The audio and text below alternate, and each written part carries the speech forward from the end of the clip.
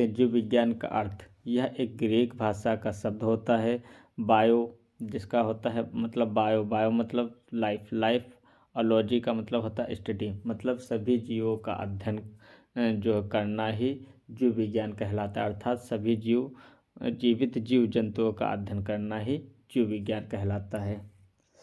अगला पॉइंट है जीव विज्ञान शब्द 1802 ईस्वी में ट्रेविनेरस तथा लेमार्क नामक वैज्ञानिक ने दिया था। दोस्तों ये भी क्वेश्चन आपके लिए बहुत इम्पोर्टेंट है।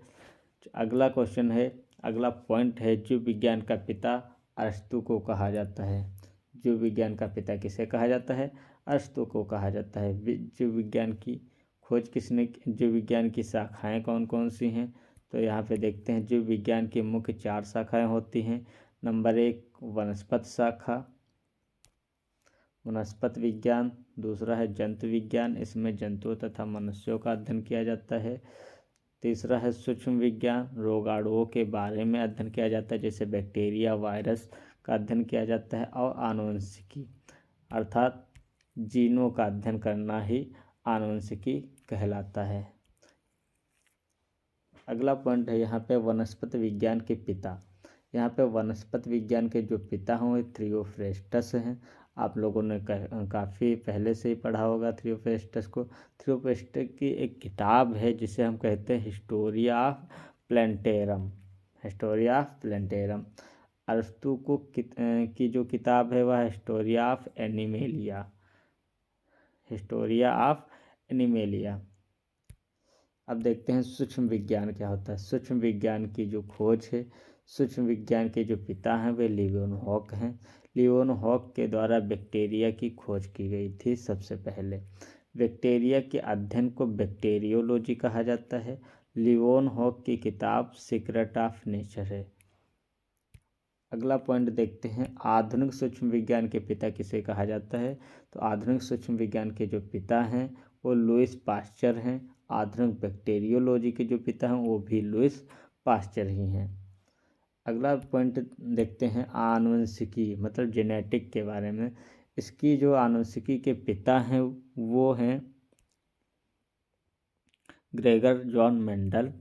ठीक है, इन्होंने वंशागत के सिद्धांत तथा लक्षणों का अध्ययन किया था।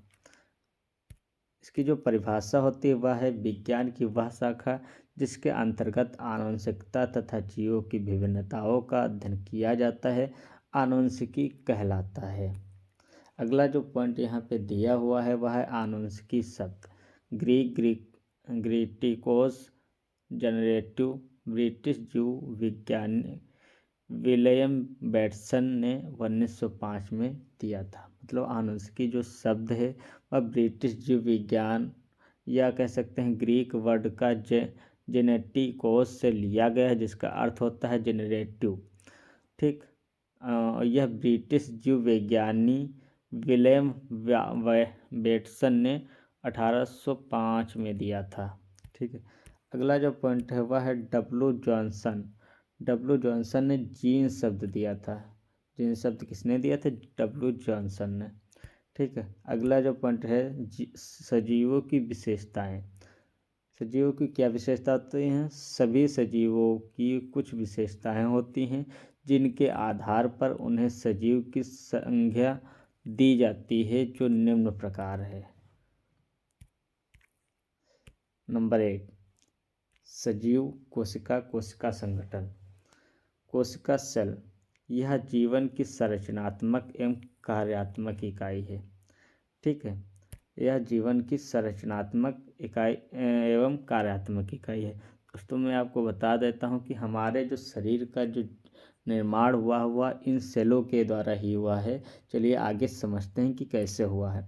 यहाँ पे क्या होता है, पहले एक जाइगोट बनता है, एकल एक सेल होती है जो जाइगोट बनता है। उसके बाद उसमें फॉर्मेशन होता है, मतलब फर्टिलाइजेशन होता है। फर्टिलाइजेशन द्वारा ग्रुप का एक सेल बन जाता है, सेल का ग्रुप बन जाता है। फिर जो है इसमें फर्टिलाइजेशन होता है। फर्टिलाइजेशन होने के बाद जब इनका जो ग्रुप होता है वह एक टिश्यू के रूप में बदल जाता है, तो इन सेल्स के ग्रुप से एक टिश्यू का निर्माण होता है और टिश्यू का जब ग्रुप एक बनता है तो उससे जो है बहुत सारे ग्रुप बनते हैं। टिश्यू की जो ग्रुप बनता है उससे एक हमारा जो होता है ऑर्गन्स बनता है। क्या बनता है? ऑर्गन्स बनता है। यहाँ पे ऑर्गन्स बनता है। ऑर्गन्स का ग्रुप मिलके जो क्या बनाते हैं? ऑर्गन सिस्टम बनाते हैं। ऑर्गन सिस्टम मिलकर एक लिविंग बॉडी का निर्माण करते हैं। लिविंग बॉडी का जब निर्माण हो जाता है तो उसके बाद ऑर्गेनिज्म स्पीसीज मतलब लिविंग जब बॉडी होती है ये इनका ग्रुप मिलकर पॉपुलेशन का निर्माण करते हैं। और एक पॉपुलेशन का ग्रुप मिलकर एक कम्युनिटी का निर्माण करते हैं। और एक कम्युनिटी का ग्रुप मिलकर एक इकोसिस्टम का निर्माण करते हैं। और एक इकोसिस्टम का ग्रुप मिलकर एक इकोस्फीयर का निर्माण करते हैं। तो ये आपने देखा कि बहुत ही अच्छे तरीके से आप देख सकते हैं। यहाँ पे मैं आपको जूम करके दिखा देता हूँ हल्का सा। यहाँ पे आप पूरी विधिवत समझ सकते हैं कि पहले एक सेल थी, वह कई सेल्स में डिवाइड हुई, फिर उन सेल्स का एक ग्रुप बन गया। सेल्स के ग्रुप से एक टिश्यू का निर्माण होता है। टिश्यू का निर्माण होने के बाद टिश्यू का एक ग्रुप बनता है। ठीक, उसमें मतलब फर्टिलाइजेशन होता है तो एक ऑर्गन्स का निर्माण होता है। ऑर्गन्स का जब निर्माण होता है तो ऑर्गन्स का एक ग्रुप जब तैयार होता है तो एक ऑर्गन सिस्टम का निर्माण होता है। जब एक ऑर्गन सिस्टम का निर्माण होता है तो उसके बाद एक लिविंग बॉडी का निर्माण होता है। जब लिविंग बॉडी का निर्माण पूरा हो जाता है तो इसके बाद जब लिविंग बॉडी या मतलब बहुत सारे लोग मिलकर एक ग्रुप बनाते हैं तो उसको हम कहते हैं एक पॉपुलेशन का निर्माण होता है। एक पॉपुलेशन जब एक मिलती है, जैसे मान लीजिए कि 100 आदमी मिल गए, एक पॉपुलेशन होगी। मान लीजिए एक एग्जांपल के तौर पे 1000 हो गए तो एक पॉपुलेशन है। इसके बाद 1000 के कई ग्रुप मिले तो एक कम्युनिटी का मतलब एक शहर या कह सकते हैं कि लाखों आदमी मिलकर या एक शहर बना लिया या एक गांव बना लिया तो एक कम्युनिटी का निर्माण होता है। ठीक है, तो एक कम्युनिटी का जब निर्माण होता है उसके बाद एक कम्युनिटी का जो ग्रुप मिलता है तो एक इकोसिस्टम का निर्माण होता है। जिस तरह हम मान लेते हैं कि कई गांव मिलकर एक शहर का निर्माण करते हैं तो इसी तरह एक कई कम्युनिटी मिलकर एक इकोसिस्टम का निर्माण करती हैं हमारे। और एक इकोसिस्टम का जब ग्रुप मिलता है तो एक इकोस्फीयर का निर्माण होता है। जैसे डिस्ट्रिक्ट का पूरे निर्माण होता है उसी प्रकार इसमें इकोस्फीयर का निर्माण होता है।